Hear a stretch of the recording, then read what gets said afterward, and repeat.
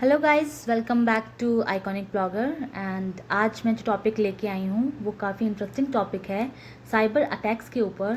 Since India और China का जब से ये वॉर सा स्टार्ट हुआ है, अब वो पहुँच गया है वेब के ऊपर। तो अब चाइना ट्राई कर रहा है हम पे साइबर अटैक्स।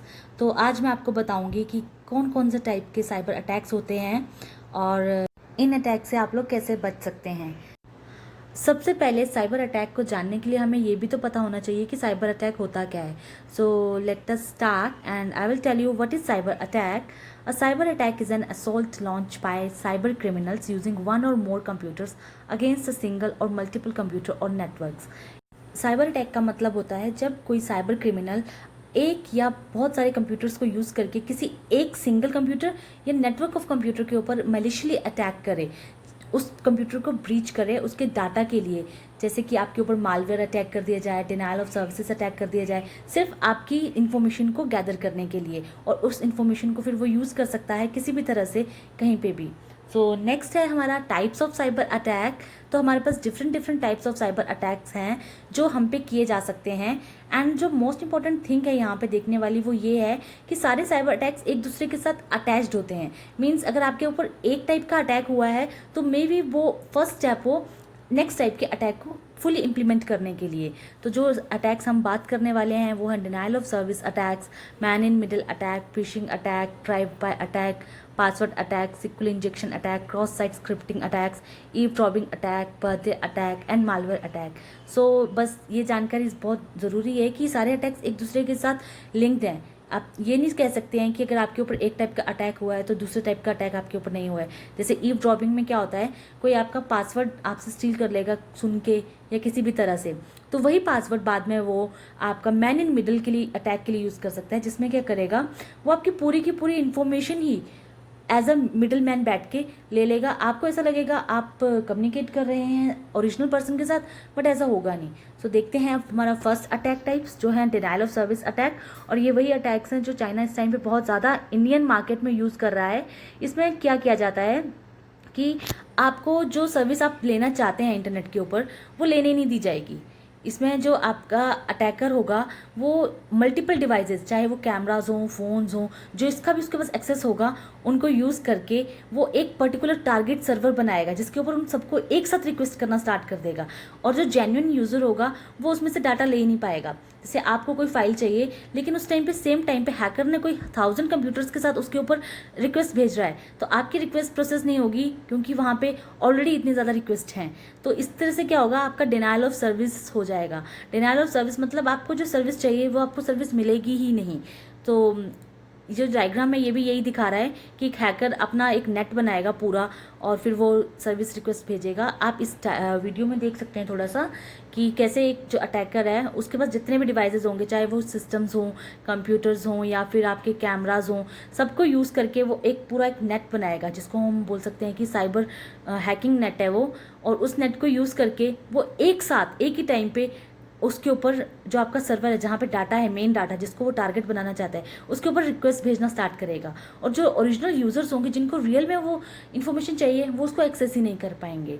तो आपका जो डीडोस अटैक है ये बहुत ज़्यादा इम्प्लीमेंट होता है। जैसे आपको लगता है कई बार कि हमें हमारी सर्विसेज नहीं मिल रही हैं, साइट हैंग हो गई है, तो वो ये उसका रीज़न भी ये हो सकता है कि साइट हैंग नहीं हुई है, उस टाइम पे कोई और ऐसा अटैक हो रहा हो। और डीडोस अटैक हर जगह पे है, आप कभी भी सेफ नहीं है। मे बी अभी भी आपके ऊपर डीडोस हो रहा हो। तो डीडोस के जो टाइप्स हैं ये सारे वो टाइप्स हैं: TCP SYN, flood attack, teardrop attack, smurf attack and ping of death attack. तो अब देखते हैं। और एक बॉटल नेट बहुत ज़्यादा चलता है, बॉटनेट। तो आपका जो सिंक फ्लड अटैक होता है इसमें क्या होता है, जब भी आप नेट के ऊपर किसी को कोई रिक्वेस्ट भेजते हैं किसी वेब पेज के ऊपर, तो वहाँ पे पहले सिंक्रोनाइजेशन की जाती है, एक्नॉलेजमेंट और सिंक्रोनाइजेशन। इसमें क्या होता है, जैसे हम लोग मैसेज भेजते हैं पहले हाय, अगर कोई हाय का रिप्लाई बैक करेगा तभी आगे की कम्युनिकेशन होती है। वैसे ही यहाँ पे होता है, आप पहले उस साइट को या उस वेब पेज को पिंग करते हो, वहाँ से एक्नॉलेजमेंट आएगा तभी आप काम करते हो आगे। लेकिन वो आपके इतने ज़्यादा एक्नॉलेजमेंट या इतनी ज़्यादा सिंक भेज देगा कि आपकी एक्नॉलेजमेंट और आपके सिंक पहुँचेंगे ही नहीं। नेक्स्ट है आपका HTTP फ्लड अटैक। जो HTTP फ्लड अटैक होता है, इसमें क्या होगा, जो यूज़र होगा वो अपनी पर्टिकुलर रिक्वेस्ट भेज रहा है सर्वर के ऊपर, लेकिन अटैकर ने उस साइड से सारे सिस्टम्स को जोड़ करके बॉट्स बना दिए हैं, और वो सारे बॉट्स सेम टाइम पे इतनी ज़्यादा रिक्वेस्ट भेजेंगे सर्वर के ऊपर कि सर्वर खुद कंफ्यूज हो जाएगा किधर मुझे रिप्लाई करना है। मे बी वो जो लेजिटिमेट यूज़र है उसको रिप्लाई ना करके वो बोट्स को ही रिप्लाई करता रह जाएगा और HTTP में फ्लड रहेगा। नेक्स्ट होता है आपका DNS एम्पलीफिकेशन। DNS एम्पलीफिकेशन में क्या होता है, मान लीजिए आपका जो आप गूगल यूज़ कर रहे हैं वो ऐसे तो यूज़ नहीं हो रहा, उसका कुछ ना कुछ DNS नेम है, तो DNS नेम तो www.google.com है, लेकिन उसके पीछे कुछ IP होता है। तो ये क्या करेगा, बोट लगाएगा जो अटैकर होगा, और वो उस पे इतने, आपने जैसे भी कोई भी सर्वर से पेज मांगा हुआ है, तो वो बोट के थ्रू इतने ज़्यादा सर्वर के पेजेस के रिप्लाई भिजवाएगा आपको कि इतने ज़्यादा पेजेस आएंगे कि आपको बार बार एक ही फाइल आती रहेगी। जैसे आप डाउनलोड कर रहे हो, एक ही फाइल 10 बार डाउनलोड हो जाएगी, आप कुछ और काम नहीं कर पाएंगे। तब भी आपका डिनायल ऑफ सर्विस कि आपको और भी काम करना है, लेकिन आप उसी एक ही स्टेप में अटके हुए हैं, और इस टाइप पे करते टाइम ये आपकी IP एड्रेस वगैरह भी स्टील कर सकता है, जो बाद में यूज़ कर सकते हैं ये। नेक्स्ट आपका जो आता है वो है आपके बॉटनेट, और बॉटनेट बहुत ज़्यादा यूज़ किए जाते हैं। बॉटनेट में क्या किया जाता है, जो आपका अटैकर होगा वो पहले से ही एक पूरा कॉन्फ़िगरेशन नेट बनाएगा, जिसमें सारे डिवाइसेस, चाहे फिर वो आपके कैमराज हों, मोबाइल्स हों, सिस्टम्स हों, गेटवेज हों, उन सबको वो अपने अकॉर्डिंग कॉन्फ़िगर कर लेगा एंड एक बॉटनेट बनाएगा, और जिसको उसको टारगेट बनाना है उसके ऊपर वो एक साथ से उस पूरे नेट को लॉन्च करेगा एंड रिक्वेस्ट करना स्टार्ट कर देगा। और इससे क्या होगा, जो वो सर्वर होगा वो इतनी ज़्यादा रिक्वेस्ट को हैंडल नहीं कर पाएगा और वो क्रैश हो जाएगा, जिसकी वजह से जो लॉस ऑफ प्रोडक्टिविटी और सर्विस इंटरप्ट होता है। इसका सबसे बेस्ट एग्जांपल है जैसे हमारे रिजल्ट्स वगैरह आते हैं और हम सारे एक साथ ही रिजल्ट्स देखना स्टार्ट कर देते हैं, तो उस टाइम पे इतने ज़्यादा लोग सर्वर के ऊपर रिक्वेस्ट कर रहे हैं, और रिक्वेस्ट सर्वर सिर्फ 10 रिक्वेस्ट ही एक्सेप्ट कर सकता है, लेकिन रिक्वेस्ट थाउजेंड्स में और लैक्स में आएंगी, तो सर्वर ऑटोमेटिकली क्रैश हो जाएगा, किसी का भी रिजल्ट सामने नहीं आएगा, और इससे बैड इंप्रेशन किसका पड़ेगा, उस सर्वर का। तो सेम होता है हमारा बॉटनेट्स। तो नेक्स्ट टाइप के अटैक की बात करते हैं, जिसे हम कहते हैं मैन इन मिडल अटैक। ये इतने ज़्यादा ऑनलाइन तो नहीं किए जा सकते हैं, लेकिन हाँ ये भी एक टाइप ऑफ अटैक्स है जो बहुत ज़्यादा प्रैक्टिस में किया जाता है। मैन इन मिडल अटैक में क्या होता है, जो जैसे हम लोग लेजिटिमेट यूज़र हैं, हम किसी सर्वर पे ऊपर अपने रिक्वेस्ट भेजते हैं, तो सिंक बनाएंगे हाई करके, तो वो जो हम सेशन सेट करते हैं उसके बीच में अटैकर्स इंटरप्ट करते हैं और हमारी IP एड्रेस और हमारे सिग्नेचर्स वो कैप्चर कर लेते हैं, और उनको यूज़ करके नेक्स्ट टाइम, जैसे अभी आप देख सकते हैं कि नेक्स्ट टाइम जब आप कम्युनिकेट कर रहे होंगे आपको ऐसा लगेगा कि सेम सेशन चल रहा है और आप सर्वर के साथ कम्युनिकेट कर रहे हैं, बट ऐसा नहीं होगा। आप कम्युनिकेट कर रहे होंगे अटैकर के साथ और अटैकर आपको रिस्पॉन्ड करेगा और उसके बाद अटैकर सर्वर को रिस्पॉन्ड करेगा। इसका जो बेस्ट एग्जाम्पल होता है जैसे हम ऑनलाइन शॉपिंग्स वगैरह करते हैं उसमें, तो यहाँ पे आप देख सकते हैं मैन इन मिडल अटैक में यही होता है, पहले आपका पासवर्ड वगैरह जो है वो सुन लिया जाएगा, फिर आप दोनों के मैसेजेस जो पैटर्न है वो रिकॉर्ड किया जाएगा, फिर वो बीच में बैठ जाएगा और आपसे मैसेज उसको जाएगा, वो आप आगे मैसेज सर्वर को भेजेगा। इस चीज़ का एक एग्जांपल लेते हैं, जैसे आप ऑनलाइन शॉपिंग करते हैं, तो आपने शॉपिंग की एंड आप अपना बिल जो भेजेंगे वो पहले किसके पास जाएगा, अटैकर के पास। तो आपने वहाँ से नेट बैंकिंग के लिए लिख दिया कि आप 1000 रुपीज़ कट करवाना चाहते हैं, लेकिन वो वहाँ से उस डाटा को चेंज करके वहाँ पे उसने 1000 की जगह पे 10,000 एक्स्ट्रा ऐड कर दी और वो भेज दिया सर्वर को। सर्वर को मैसेज पहुँचाए कि आपने मैसेज भेजा है कि 10,000 डिडक्ट कर दें, वो वहाँ से आपको 10,000 डिडक्ट करके पे स्लिप आपके पास भेज देगा कि 10,000 का बिल है। वो बिल वापस किसके पास आएगा, अटैकर के पास।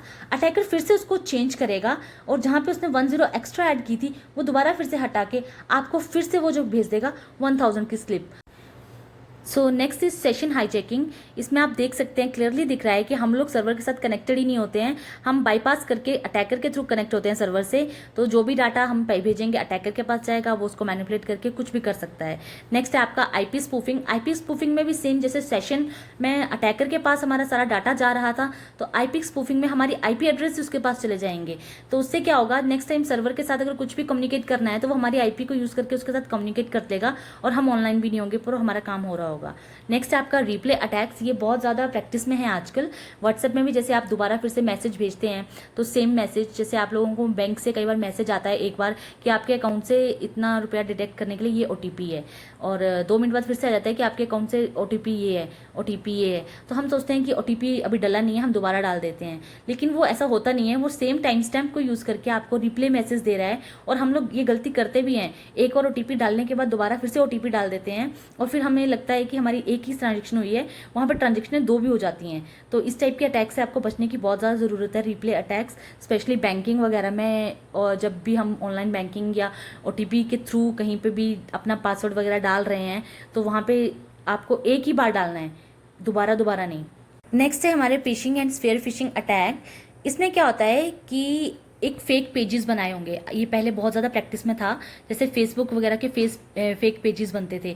और अभी जो ये बहुत ज़्यादा प्रैक्टिस में किया जाता है, ये बैंकिंग में बहुत ज़्यादा, कि आपको मेल आएगा कोई लिंक, जिसमें आपको ऐसा लगेगा कि ये आपके बैंक ने भेजा है, सिमिलर पैटर्न होगा, सब कुछ सिमिलर, SBI करके या PNB कुछ भी करके लिखा होगा, और आप उसके ऊपर क्लिक करेंगे, वो आपको किसी दूसरी वेबसाइट पे ले जाएगा। और वहाँ पे जो पेज होगा ना, जो उस लिंक को खोलने के बाद खुलेगा, डिट्टो जैसे आपका SBI का पेज होगा या PNB, जिस भी बैंक को आप यूज़ करते हैं उनकी नेट बैंकिंग की तरह होगा, और आपको लगेगा कि आप उनको डाटा दे रहे हैं, बट ऐसा होगा नहीं, वो आपकी सारी इन्फॉर्मेशन ले जाएगा। फिशिंग से बचना बहुत ही ईजी है, इसलिए सबसे पहली जो थी है वो आपकी क्रिटिकल थिंकिंग है। यार भाई, दिमाग लगाना चाहिए ना हमें, कि बैंक कितनी बार हमें फ़ोन कर करके बोलते हैं कि हम आपसे कभी कोई OTP नहीं मांगते, हम आपको कोई मैसेज नहीं भेजते, कोई ईमेल नहीं भेजते। तो वो चीज़ हमें सेम वहाँ पे लॉजिकली अप्लाई करनी चाहिए कि बैंक की तरफ से तो ऐसा कोई मेल आएगा नहीं।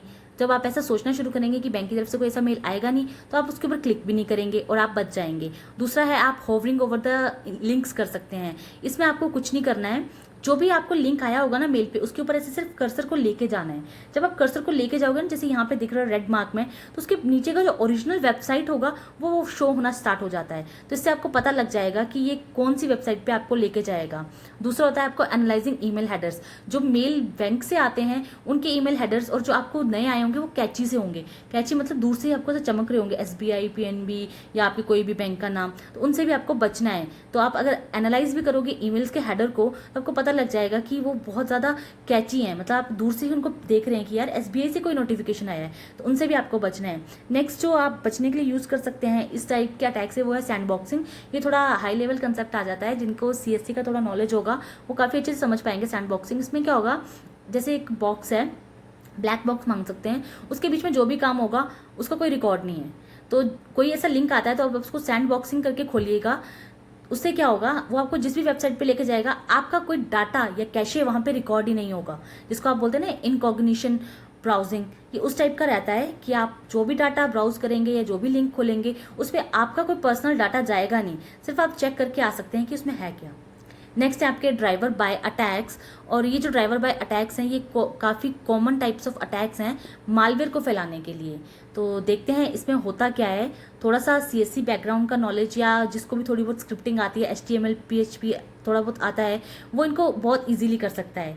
तो ड्राइवर बाय अटैक में होता क्या है, जो आपका जो भी ऐसी साइट्स हैं जिनकी स्क्रिप्टिंग थोड़ी सी वीक है, तो जिसको कोडिंग आती होगी वो वहाँ पे अपनी स्क्रिप्ट को इम्बेड कर देगा। ऐसी मैलिशियस साइट्स जिनको हाईजैक कर सकते हैं, उनकी कोडिंग को हम लोग बैकएंड पे खोल सकते हैं। उनकी कोडिंग को खोल के उसमें हम अपना मैलिशियस कोड डाल देंगे। उससे क्या होगा, मालवेयर इंस्टॉल हो जाए, एक बार उस साइट पे स्क्रिप्ट पे चला जाएगा। जब भी आप वहाँ से कुछ भी डाउनलोड करेंगे, चाहे क्रोम डाउनलोड करें, स्काइप, VLCC कुछ भी, तो वो मालवेयर मजे से आपके सिस्टम के ऊपर इंस्टॉल हो जाता है, और वहाँ से फिर वो सारा का सारा आपका पर्सनल डाटा उस पर्सन को भेजेगा जिसने वो इंस्टॉल किया था उस वेबसाइट के ऊपर। तो इससे बचने के लिए यही है कि आप डेली रूटीन यूज़ करें एंड बेफालतू में कोई भी वेबसाइट वगैरह को क्लिक ना करें। सो नेक्स्ट, इसको बचने के लिए एक और तरीका जो सबसे अच्छा है वो यही है कि आप अपने ब्राउज़र्स और ऑपरेटिंग सिस्टम्स को अप टू डेट रखें, एंड जो आपका नॉर्मल रूटीन है वही यूज़ करें। कोई अननेसेसरी वेबसाइट या कहीं आपको मेल आया हुआ है उनके ऊपर जाने की ज़रूरत भी नहीं है। कोई अनवांटेड से ऐप्स वगैरह इंस्टॉल करने की भी ज़रूरत नहीं है। और ये फ्री में बहुत मिलते हैं, कि जैसे आपको एक सॉफ्टवेयर चाहिए PDF कन्वर्टर, उसके साथ आपको 3 और इंस्टॉल करने के लिए कह देगा। तो जो ये 3 और आते हैं, इनमें में से कोई भी मालवेयर हो सकता है। और जो प्लगइन्स आप लोग अपने ब्राउज़र्स वगैरह में डालते हैं वो भी थोड़ा ध्यान से, क्योंकि प्लगइन्स में भी मालवेयर बहुत ज़्यादा आता है। सो नेक्स्ट हम बात करते हैं अपने पासवर्ड अटैक की। ये बहुत ही सिंपल टाइप का अटैक है। पासवर्ड अटैक में जो आपका नाम से पता लग रहा है वैसे तो, कि आपका पासवर्ड ही चुरा लिया जाएगा। पासवर्ड चुरा लिया जाएगा मतलब या तो ईवड्रॉप करके आपका पासवर्ड ले लिया जाएगा, या फिर कहीं पे आपके कैशेज़ वगैरह सेव करवा के आपके पासवर्ड्स वहाँ से स्निप कर लिए जाएंगे। जैसे आपकी सोशल इंजीनियरिंग और रिवर्स इंजीनियरिंग, की स्ट्रोक्स को रिकॉर्ड कर लिया जाएगा और पासवर्ड्स आपके वो ले लेगा। इससे क्या होगा, आपको ऐसा लगेगा कि आप अपना डाटा कहीं नहीं दे रहे हैं, पर आपका पासवर्ड ऑलरेडी उनके पास होगा, वो जब मर्जी चाहे एक्सेस कर सकते हैं। तो दो टाइप होते हैं पासवर्ड अटैक्स के, एक होता है ब्रूट फोर्स और दूसरा होता है डिक्शनरी अटैक। दोनों इंटररिलेटेड हैं। ब्रूट फोर्स में क्या होता है, जैसे उनको सिर्फ इतना नॉलेज हो कि आपका पासवर्ड 8 डिजिट्स का है, तो आप 8 फैक्टोरियल कर लीजिए, उसको उतने कॉम्बिनेशन बना के लगाने हैं आपके पासवर्ड के। और अगर डिक्शनरी आपके पास है, डिक्शनरी में क्या होता है कि जितने भी पैटर्न्स होते हैं ना, प्री पैटर्न जो हम वर्ल्ड में सोच सकते हैं, वो सारे उसमें होते हैं। तो अगर ब्रूट फोर्स और डिक्शनरी अटैक को मैच कर दिया जाए कि कितने अटैम्प्ट उसको लगाने हैं और किस किस पैटर्न में वो लगा सकता है, तो वो अटैक उसके लिए और इजी हो जाता है। डिक्शनरी अटैक्स में जो भी हम लोग मेन पॉसिबल लेआउट्स या फिर बोलते हैं ना कीवर्ड्स हम यूज़ कर सकते हैं, वो सारे के सारे उसमें दिए होते हैं। तो काफ़ी इजी हो जाता है पासवर्ड अटैक करना और ब्रूट फोर्स अटैक करना। ऑल्दो आजकल DES और ES चल रहा है, हमारी इवन हमारी व्हाट्सएप भी अब एंड टू एंड एनक्रिप्शन कहती है, तो उसका मतलब भी यही है कि वो भी एडवांस एनक्रिप्शन स्टैंडर्ड्स को फॉलो कर रही है। तो ब्रूट फोर्स और डिक्शनरी अटैक कर पाना आजकल थोड़ा मुश्किल हो गया है। इससे बचने के लिए सबसे बेस्ट प्रैक्टिस यही है कि आप अपने पासवर्ड में combination of numerical small alphabets and number सब कुछ यूज़ करें। नेक्स्ट टाइप के अटैक्स हैं, ये बहुत ज़्यादा फेमस अटैक्स हैं, सुना बहुत होगा, करना सबको नहीं आता है, और ये बहुत ज़्यादा यूज़ किए जाते हैं। डायरेक्टली पूरी की पूरी वेबसाइट को ही आप लोग अटैक कर दो। जैसे आप मान लो आपका फेसबुक, आपको पता है आपका पासवर्ड किसी के पास नहीं है, लेकिन अगर SQL इंजेक्शंस को कोई परफेक्टली लगा ले वहाँ पे, और अगर फेसबुक की सिक्योरिटी इतनी ज़्यादा ना हो और डाटाबेस में थोड़ी बहुत भी चूक हो गई है SSL वगैरह लगाने में, तो वो मज़े से आपका डाटा पूरा का पूरा एक्सेस कर सकता है। आप यहाँ देख सकते हैं फर्स्ट केस में यूज़र नेम एलिस है और पासवर्ड हंटर है। जब वो यूज़र नेम एलिस और पासवर्ड हंटर डाल रहा है, तो वो उसको मैसेज दे रहा है कि यू आर साइन इन, और जब कोड चल रहा है वो भी यही चल रहा है कि उस अकाउंट का सारा डाटा उठा लो जिसका यूज़र नेम एलिस और पासवर्ड हंटर है। अब आप सेकेंड सिनेरियो में कोडिंग देखिए, वहाँ पर भी वो सारा डाटा उठाएगा जिसका यूज़र नेम एडमिन है, लेकिन वो पासवर्ड वहाँ पे क्या दे रहा है, पासवर्ड उसको पता ही नहीं है, तो वो पासवर्ड में वो ब्लैंक्स लगा के 1 = 1 दे रहा है, और कंप्यूटर सिर्फ 0 1 की लैंग्वेज समझता है, और लॉजिकली अगर देखा जाए तो 1 = 1 सही है, और 1 = 1 सही है, तो यानी कि उसके लिए वो जो पासवर्ड है वो ठीक है, और जैसे ही पासवर्ड उसके लिए मैच हो गया वो आपको लॉगिन कर देगा। और जब वो इस तरह से आपको लॉगिन करेगा, तो वो सारे के सारे ही यूज़र्स जितने भी उस वेबसाइट के ऊपर होंगे वो सारे ही दे देगा। तो यही होता है हमारा SQL इंजेक्शन, और ये बहुत ही इंपॉर्टेंट है, सब लोग चाहते हैं इसको सीखना। तो ये बहुत ईजी होता है, जब पासवर्ड फील्ड होता है वहाँ पर आपको एक पासवर्ड में जाके लिखना है = 2 ब्लैंक्स, मतलब अपोस्ट्रोफी, और 1 = 1। नेक्स्ट हम बात करेंगे क्रॉस साइट स्क्रिप्टिंग अटैक्स की। जो ये क्रॉस साइट स्क्रिप्टिंग अटैक्स होते हैं, ये थर्ड पार्टी का एक्सेस लेते हैं। थर्ड पार्टी का एक्सेस मतलब अपनी इनकी स्क्रिप्ट होगी अटैकर्स की, वो किसी वेब प्रोग्राम या किसी वेबसाइट के पेजेस में, जैसे सर्वर हमने स्क्रिप्ट की बात की थी, उसमें ये इसको इंस्टॉल कर देंगे। जैसे कोई आप देखते हैं कि आप जो भी पेजेस वगैरह वेबसाइट के देखते हैं, वहाँ पे क्लाइंट साइड के लिए जावास्क्रिप्ट रखी होती है। तो जो आपकी जावास्क्रिप्ट होती है, अगर वो पुअरली कोडेड है, तो वो अपनी ही खुद की जावास्क्रिप्ट जो अटैकर होगा वो उसमें इम्बेड कर देगा, और जो पेज होगा उसको वो रिफ्रेश कर देगा। इससे क्या होगा, अगर आप जब एक लेजिटिमेट यूज़र की तरह उस वेब पेज को एक्सेस करने की कोशिश करते हो, तो उसके जो डाटाबेस से पेज आएगा आपको, वो उसकी स्क्रिप्ट लगा हुआ आएगा, जो अटैकर ने स्क्रिप्ट डाली होगी उसके स्क्रिप्ट के साथ वो आपके पास आ जाएगा, और आप उसको यूज़ करते रहेंगे फिर, क्योंकि आपने वो पेज डाउनलोड कर लिया है, जो किसी भी टाइप का पेज हो सकता है, तो आप उसको यूज़ कर रहे होंगे, और आपको पता भी नहीं होगा कि बैकएंड पे जो स्क्रिप्टिंग लगी हुई है, जो रिस्पॉन्स करने के लिए यूज़ की जाती है वापस वेबसाइट को, वो किसकी लगी हुई है, अटैकर की। और वहाँ से आपका जितने भी कुकीज़ हैं, आपके जो पासवर्ड्स वगैरह हैं, सारे कुकीज़ में स्टोर होके किसको जाते हैं, स्क्रिप्ट के थ्रू अटैकर को, और अटैकर के पास आपके पासवर्ड्स, आपके ईमेल एड्रेस, कोई भी जो भी इंपॉर्टेंट चीज़ आपके लिए है वो सब कुछ जा सकती है। ये आप यहाँ पे देख सकते हैं। स्टेप 1 में पहले अटैकर तो यही फाइंड करेगा ऐसी कोई वेबसाइट जिसकी स्क्रिप्टिंग थोड़ी सी वीक हो, जहाँ पे थोड़ी बहुत वल्नरेबिलिटीज़ हों, उसमें वो अपनी स्क्रिप्ट को डालेगा। नेक्स्ट स्टेप में जब स्क्रिप्ट बन गई, ये सब कुछ बन गया, इसको पेलोड में डाल देगा वेबसाइट के, आप वहाँ से उसको इंस्टॉल करेंगे एंड आप विक्टिम बन जाएंगे। नेक्स्ट हम बात करेंगे ईव ड्रॉपिंग अटैक्स की। ईव ड्रॉपिंग अटैक जैसा कि इमेज में पता लग रहा है कि आपके पासवर्ड्स को कोई ओवरहियर कर ले, या कुछ भी पासवर्ड्स आपके, card number, pin number, OTPs आपके, ये सारे जो होते हैं जब किसी को पता लग जाए तो वो ईवड्रॉपिंग अटैक्स में आते हैं। 2 टाइप्स के ईवड्रॉपिंग अटैक होते हैं, एक होता है आपका पैसिव ईवड्रॉपिंग और एक होता है आपका एक्टिव ईवड्रॉपिंग। जो पैसिव ईवड्रॉपिंग में होता है, इसमें जो हैकर होगा वो आपकी इन्फॉर्मेशन को लिसन करेगा, मतलब कहीं से सुनेगा, चाहे फिर वो आपके ट्रांसमिशन मीडियम के थ्रू या मैसेजेस के थ्रू ही सुने। नेक्स्ट होता है आपका एक्टिव ईवड्रॉपिंग। इसमें क्या होगा, वो आपके किसी फ्रेंडली यूनिट, खुद तो आपके सामने नहीं आएगा, किसी फ्रेंडली यूनिट के थ्रू आपको क्वेरीज वगैरह सेंड करके वहाँ से आपसे पासवर्ड लेगा, जैसे आपकी कुकीज़ को उसने स्टोर करवा लिया। नेक्स्ट टाइप के जो अटैक्स हैं वो हैं आपके बर्थडे अटैक, और ये काम करते हैं हैश एल्गोरिथम्स के ऊपर। इनका जो मेन मोटिव होता है वो ऐसे कोई रैंडमली 2 मैसेज ढूंढना है जिनका हैश फंक्शन लास्ट में सेम कैलकुलेट हो।